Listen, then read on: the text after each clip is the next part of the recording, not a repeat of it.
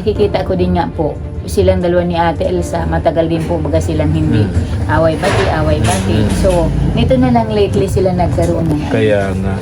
Yun yung sabi niya kay Nanay Carmen, na nakikinig ako sa kanya, wag daw siyang madiliin. Ano man po sa akin ni Ate Elsa ganito, Pastora, hilingan na ang alaga mo. Anong masasabi mo dyan?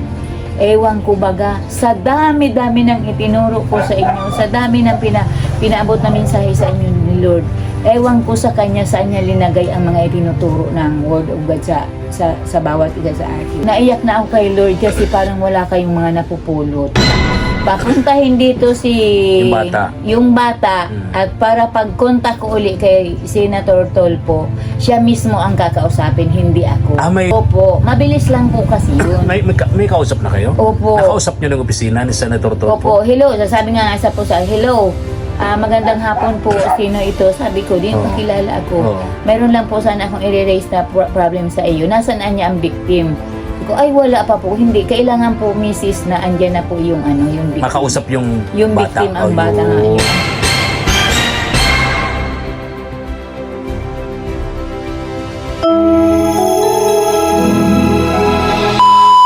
Subscribe to my channel. Afternoon mga katuwang, samahan niyo po ako. Puntahan natin si Pastora Brenda. At nabalitaan po natin na gumagawa rin ng pamamaraan si Pastora Brenda na maiparating kay Senator Tulfo yung nangyari doon sa apo ni Lola Nita. Tara po.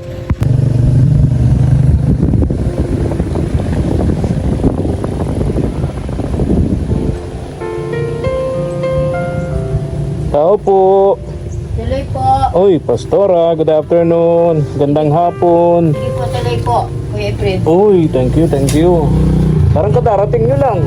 Pidadating nga lang po. Oh, kuya. Ayun, gandang hapon sa'yo. Oh. Ano yun, merienda o tanghalian? Tanghalian po. Oh. Tanghalian pa lang, nagtatanghalian pa lang si Kuya Simon. Grabing sipag nitong asawa niyong ito. Opo. Pastora, Siya nga po. nakakalimutan yata ang pananghalian. Mag-aalas 2 na. Opo po, Kuya Fred. Uy, salamat po, Pastora. Thank you. Ayun. Ay, mabuti. Tumigil-tigil na po yung malakas na ulan, Pastora. Opo nga. Didali-dali ko din yung labahan ko yung sa lagong, kaya sabi ko yung walang mag-aasal. Dahil ka pala kadarating nyo lang. Mainit-init pa nga yung gulong ng bike nyo. Ay, nako. Opo. So si Kuya Simon, walang katulong din sa paggawa ng chapel. Ay, dati po katulong namin dyan si Tatay Manuel, yung papa ni Mabel. Oo. Kaya lang wala po akong pambigay pang bayad sa arawan. Wala kayo. Oo, pag wala po akong ipon, hindi ko siya nakukuha.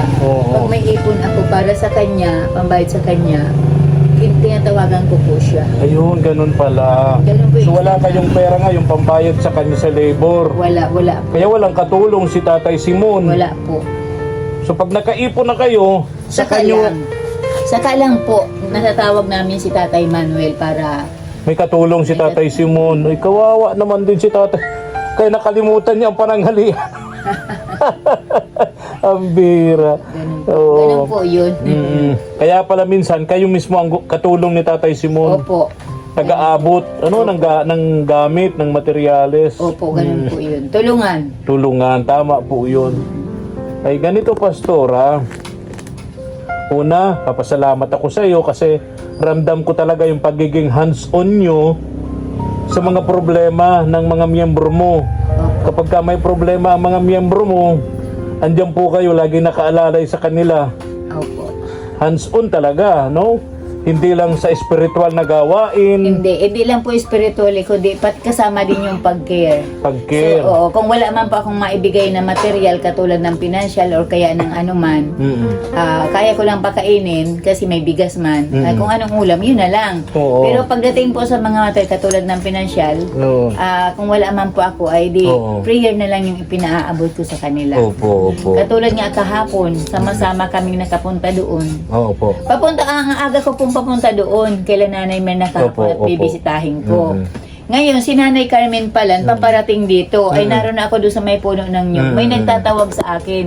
Sabi niya, Pastora, paglingon ko, ay si Nanay Carmen. So nakasama siya. Opo. Masaan daw ako? Sabi ko, mabisita kay Nanay, kay Nanay Mayna. Di napisita ko namin.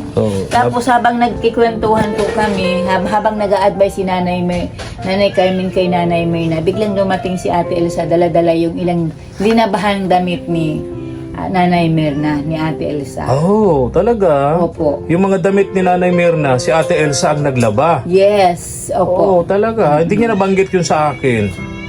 Si pinadalhan mo, nagsisiringi lang pa nga eh. Oo. Sabi ni Ate Elsa, sabi ni Nanay Mirna eh, dahil kita kayong babayadan, tagulpi akong binigay sa imong sabon. Sobra itong sabon na ito, makakalaba pa ito ng balo nindo. Sa Tagalog, ang sabi ni Nanay Carmen, paano? Ni Nanay Mirna, Mirna. paano? Hindi na kita babayaran sa paglaba mo at marami akong binigay sa iyong sabon. Yan. Makakatulong pa yun sa paglaba doon sa mga damit nyo. Opo. Yun ang saktong sinabi ni Opo. Nanay Mirna kay Ate Elsa. Ang sagot man ni Ate Elsa, ay mama, ang problema, kung di mo ako babayadan. Puto man si sabon mo duman, si mga tada. Ganun na yung sabi ni Ate Elsa. So, naglabang libre. Gratis it amore. Yung po yung pagmamahal ni Ate Elsa sa kanya. Sa hipag niya. Kahit ganun ang mga nangyari nung una. Opo. Hindi niya po tinitingnan yung mga nakaraan. Tama yun. Sana maging ganun ang kalooban din naman ni Nanay Mirna. Ano po? Grabe. Hindi siya magtanim ng... Opo. Nakikinig lang ako sa kanila. Sila kasi mga usapan nila. Kaya yun Ay, po. kumusta po yung usapan, yung dating ng yung dating ng mga Bukso ng damdamin. yung the way she talk baga po, no? Yung paraan ng pagsasalita niya, pagsasagot niya. Si Nanay Mirna po, yung dawi ng kanyang pagsasalita. No. Ganun pa rin. Ganun pa rin. Ganun pa rin. Kahit yung... ang purpose ng pagpunta niyo roon ay ipag-pray over siya. Ganun pa rin po. Kahit anong encourage ni Nanay Carmen. So, ipik yung mga encouragement niyo ho? Wag daw po siyang madaliin. Ganun. Wag daw siyang madiliin. Sa bagay, nakikita ko din nga po, silang dalawa ni Ate Elsa, matagal din po baga silang hindi away-bati. So, nito na lang lately sila nagkaroon ng Kaya nga. ganun. Yun yung sabi niya kay Nanay Carmen, na nakikinig ako sa kanya, wag daw siyang madiliin. Ang ano man po sa akin ni Ate Elsa ganito, Pastora, hilingan na ang alaga mo. Anong masasabi mo dyan? Ewan ko baga, sa dami-dami ng itinuro ko sa inyo, sa dami ng pinaabot na mensahe sa inyo ni Lord, ewan ko sa kanya saan niya linagay ang mga itinuturo ng Word of God sa bawat isa sa akin. Parang walang napupulot. Walang. Sa totoo lang kako, naiyak na ako kay Lord kasi parang wala kayong mga napupulot. Yun. Ang ganyan. Hindi sila mga nakainip. Si Nay Mirna ba? Ilang taon na itong miyembro niyo po? Matagal na po yan, Kuya Efren. Tagal na? Hindi pa yan sa akin. From ano pa po yan? From San Felipe. Oh, talaga? San Felipe pa po Ay, oo, kasi may tinutulungan nga ako dong matanda. Kilala siya. Opo, Si Lola Inday. Kilala nga po siya. Kasama daw sila, magkasama nga daw sila. Ay, hindi po si Lola Inday. Parang yung isa, yung bulag, si Ate Yolanda, yung bulag. Kasama niya po sa Opo. kasama niya sa yung religious din. Ganito din na organization, Bible study ang organization. Ayun.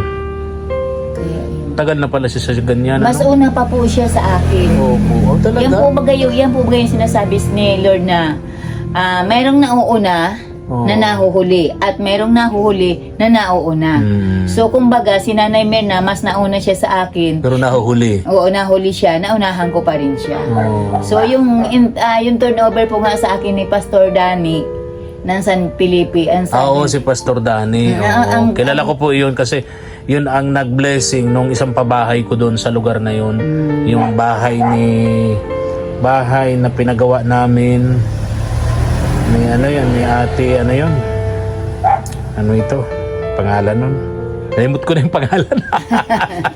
Ang bilin lang po niya sa akin, Pastora Brenda, tiyagaan mo po yan. I-care mo ng maayos. Kasi darating ang araw, marami kang crown na tatanggapin mula kay Lord. Hindi ka man makatanggap ng crown mula sa tao.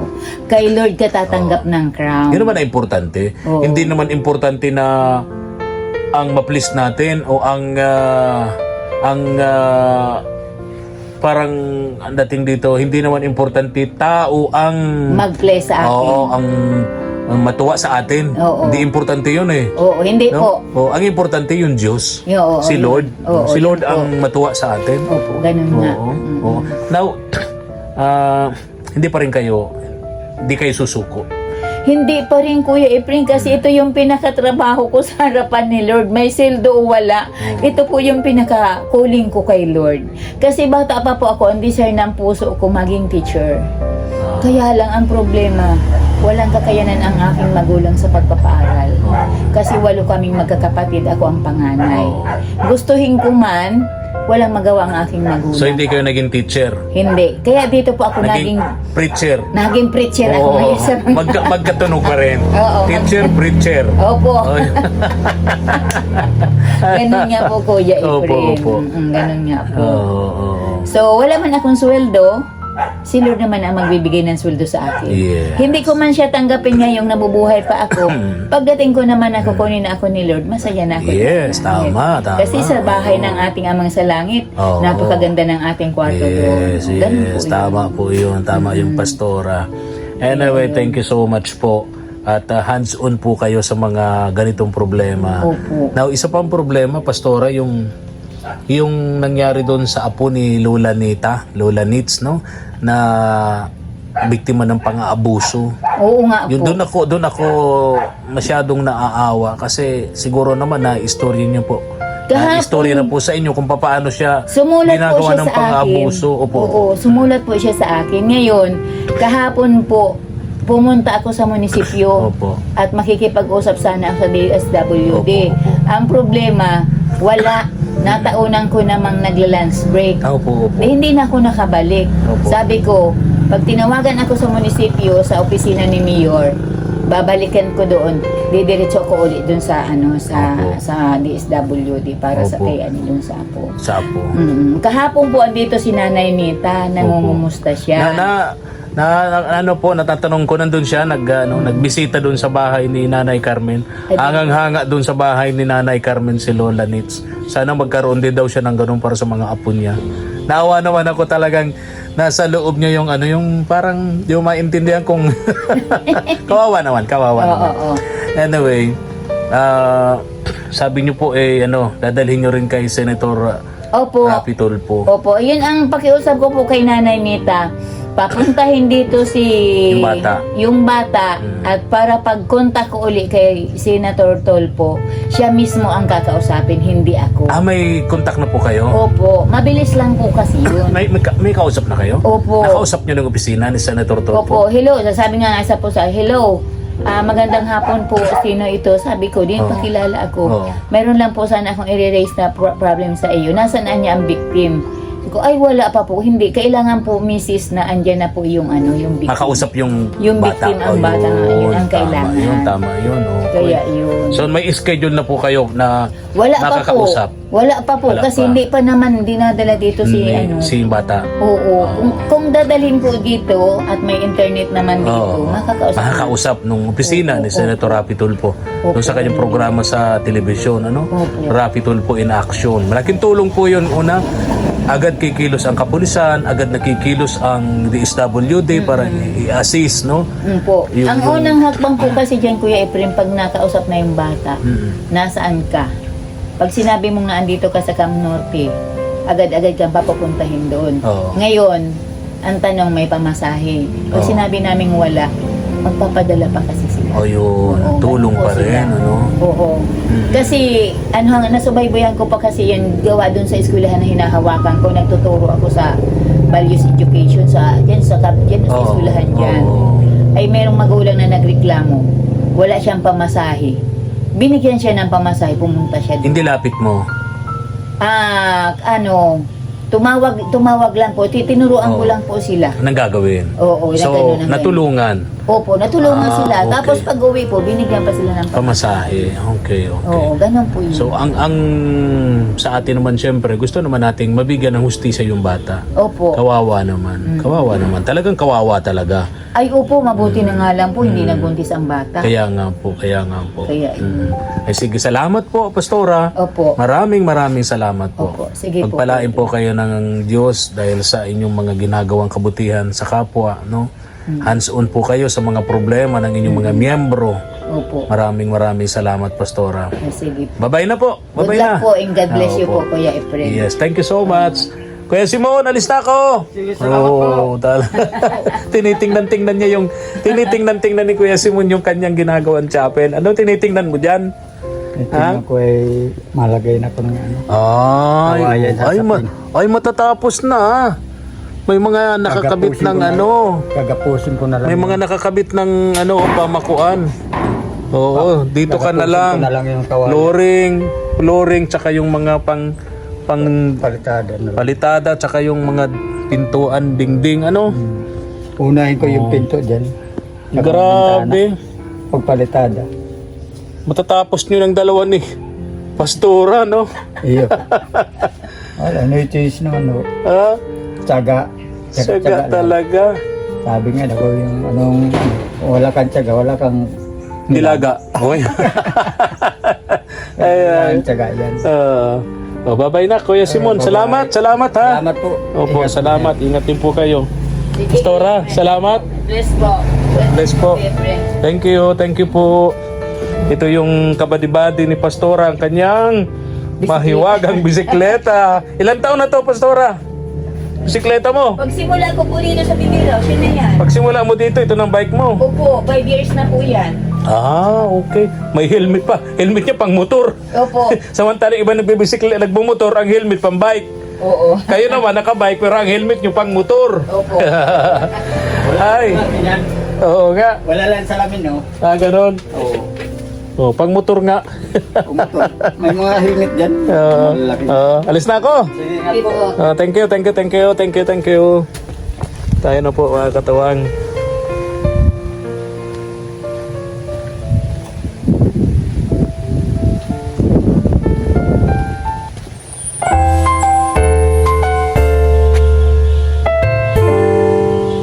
Thank you for watching.